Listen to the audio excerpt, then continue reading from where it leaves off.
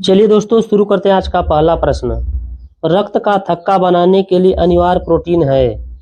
तो रक्त का थक्का बनाने के लिए अनिवार्य प्रोटीन कौन सी है? तो इसका सही उत्तर हो जाएगा फाइब्रिनोजन। कौन सी है? Fibrinogen. Option number B is a correct answer. चलिए अगला प्रश्न देखते हैं। किस प्रकार की मिट्टी में कार्बनिक पदार्थ की अधिकता सबसे अधिक होती है? तो जलोढ़ मिट्टी में कार्बनिक पदार्थ की अधिकता सबसे अधिक होती है, अर्थात कार्बन सबसे अधिक उसमें पाया जाता है जलोढ़ मिट्टी में। Option number D is a correct answer. चलिए अगला प्रश्न देखते हैं। निम्न में से किसे प्रकाश संश्लेषण अंग कहते हैं? तो पत्ती को कहते हैं। किसे कहते हैं? पत्ती को क्या कहते हैं? प्रकाश संश्लेषण का अंग कहते हैं। पत्ती के माध्यम से प्रकाश संश्लेषण की प्रक्रिया पौधे करते हैं। चलिए option number B is a correct answer. चलिए अगला प्रश्न देखते हैं। जूट का उत्पादन सबसे अधिक किस राज्य में होता है? तो इसका सही उत्तर हो जाएगा ऑप्शन नंबर डी, पश्चिम बंगाल में। पश्चिम बंगाल में सबसे अधिक जूट का उत्पादन होता है। Option number D is a correct answer. चलिए अगला प्रश्न। कामेंग जल विद्युत परियोजना किस राज्य में स्थित है? दोस्तों यदि आप लोग किसी भी प्रश्न का उत्तर जानते होंगे तो कमेंट बॉक्स में अवश्य बताइए। इसका सही उत्तर है Arunachal Pradesh. Option number C is a correct answer. ये question very very important question है जो कि प्रत्येक परीक्षाओं में अक्सर पूछा ही जाता है। अगला प्रश्न। रुद्रदमन किस वंश का प्रतापी शासक था? तो इसका सही उत्तर हो जाएगा ऑप्शन नंबर बी, शंख वंश का प्रतापी शासक था। कौन? रुद्रदमन। इसको आप लोग याद कर डालिए, लिख कर याद कर डालिए। Option number B is a correct answer. अगला प्रश्न। जास्कर और गिलगिट किस नदी की सहायक नदी हैं? जास्कर और गिलगिट ये पूछा गया है किस नदी की सहायक नदी है? तो सिंधु नदी की सहायक नदी है जास्कर और Gilgit. Option number C is a correct answer. अगला प्रश्न। इंडिका नामक पुस्तक किस लेखक द्वारा लिखी गई है? दोस्तों बहुत ही इंपॉर्टेंट क्वेश्चन है, very very important.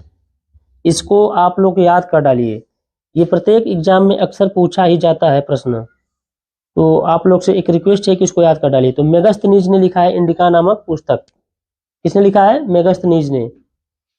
Option number B is a correct answer. चलिए अगला प्रश्न देखते हैं। भारत का पहला राष्ट्रीय उद्यान कौन सा है? भारत का पहला राष्ट्रीय उद्यान कौन सा है? हेली नेशनल पार्क ये भारत का पहला राष्ट्रीय उद्यान है। Option number A is a correct answer. इसको आप लोग याद कर डालिए। चलिए अगला प्रश्न देखते हैं। अंग्रेजी के यस आकार वाला महासागर कौन सा है?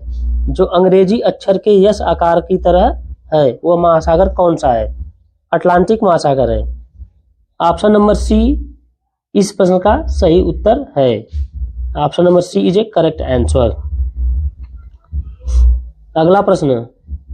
प्रेयरीज घास भूमियों के मैदान कहाँ पाए जाते हैं? यह प्रश्न प्रत्येक वनडे एग्जाम में पूछा जाता है, इसलिए इसको आप लोग लिख कर याद कर डालिए। अमेरिका में प्रेयरीज घास का मैदान कहाँ पाया जाता है? अमेरिका में। Option number A is a correct answer. अगला प्रश्न। दीपोर झील किस राज्य में स्थित है? दीपोर झील किस राज्य में स्थित है? कौन सा? असम। इसका सही उत्तर जाएगा असम राज्य में स्थित है दीपोर झील। Option number A is a correct answer. अगला प्रश्न 13वें नंबर का। देश का पहला तटीय इस्पात संयंत्र कौन सा है? दोस्तों इस वीडियो को आप लोग शुरू से लेकर अंत तक अवश्य देखिएगा, ताकि यह वीडियो आप लोग के लिए बहुत ही महत्वपूर्ण होने वाली है। इसका सही उत्तर हो जाएगा विशाखापट्टनम इस्पात संयंत्र, आंध्र प्रदेश। कहाँ है? आंध्रा में, आंध्र प्रदेश में है। ऑप्शन नंबर डी इस प्रश्न का सही उत्तर है। चलिए अगला प्रश्न देखते हैं। भारत में हरित क्रांति के प्रणेता कौन थे? तो हरित क्रांति के प्रणेता कौन थे? M S Swaminathan. Option number C is a correct answer. चलिए अगला प्रश्न देखते हैं। प्रथम सहायक संधि किस शासक के साथ संपन्न की गई थी? तो हैदराबाद का निजाम। ऑप्शन नंबर बी इस प्रश्न का सही उत्तर है, हैदराबाद का Nizam. Option number B is a correct answer. चलिए अगला प्रश्न देखते हैं। ज्योतिराव फूले द्वारा महाराष्ट्र में सत्यशोधक समाज की स्थापना कब की गई? तो इसका सही उत्तर 1873 ईस्वी में की गई। Option number B is a correct answer. अगला प्रश्न, भारत में पुर्तगालियों की प्रारंभिक राजधानी कौन सी थी? पुर्तगालियों की प्रारंभिक राजधानी पूछा गया है, तो इस प्रश्न का सही उत्तर रहेगा Cochin. Option number D is a correct answer. चलिए अगला प्रश्न, बरमूडा ट्रायंगल किस महासागर में स्थित है? तो इसका सही उत्तर हो जाएगा ऑप्शन नंबर ए, उत्तरी अटलांटिक महासागर में। क्या स्थित है बरमूडा ट्रायंगल?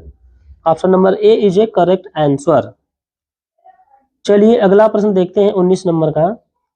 इस राज्य की सीमा में म्यांमार देश को स्पर्श नहीं करती है? तो त्रिपुरा की सीमा म्यांमार देश को स्पर्श नहीं करती है। Option number A is a correct answer. चलिए option number is a correct answer. अगला प्रश्न देखते हैं 20वें नंबर का। सौर मंडल का सबसे चमकीला ग्रह कौन सा है? तो ये क्वेश्चन वेरी वेरी इंपॉर्टेंट है दोस्तों, इसको आप लोग अवश्य याद कर डालिए, ये बहुत ही महत्वपूर्ण प्रश्न है। इसका सही उत्तर है शुक्र। शुक्र को चमकीला ग्रह भी कहते हैं। Option number C is a correct answer. चलिए अगला प्रश्न, नागार्जुनी गुफा किस राज्य में स्थित है? तो इसका सही उत्तर हो जाएगा ऑप्शन नंबर ए, बिहार। बिहार में नागार्जुनी गुफा स्थित है। Option number A is a correct answer. अगला प्रश्न 22वें नंबर का। सरदार सरोवर परियोजना किस नदी पर स्थित है? तो सरदार सरोवर परियोजना किस नदी पर स्थित है? यह भी बहुत ही इंपॉर्टेंट क्वेश्चन है, वेरी वेरी इंपॉर्टेंट क्वेश्चन है, इसको भी आप लोग लिख कर याद कर डालिए। नर्मदा नदी पर स्थित है सरदार सरोवर परियोजना। Option number C is a correct answer. चलिए अगला प्रश्न 23वें नंबर का। किसी हिल स्टेशन को सतपुड़ा की रानी कहा जाता है? तो यहाँ पर मिस्टेक हो गया है टाइपिंग में। किस हिल स्टेशन को सतपुड़ा की रानी कहा जाता है? तो Pachmarhi. Option number B is a correct answer. Pachmarhi को सतपुड़ा की रानी कहा जाता है। अगला प्रश्न, किस गठन भारतीय संविधान का अनुच्छेद 280 के तहत हुआ था? तो वित्त आयोग के तहत। Option number C is a correct answer. अगला प्रश्न, समानांतर कोंकण रेलवे लाइन किसके समानांतर चलती है? तो इस प्रश्न का उत्तर आप लोग को कमेंट बॉक्स में बताना है कि इस प्रश्न का सही उत्तर क्या है।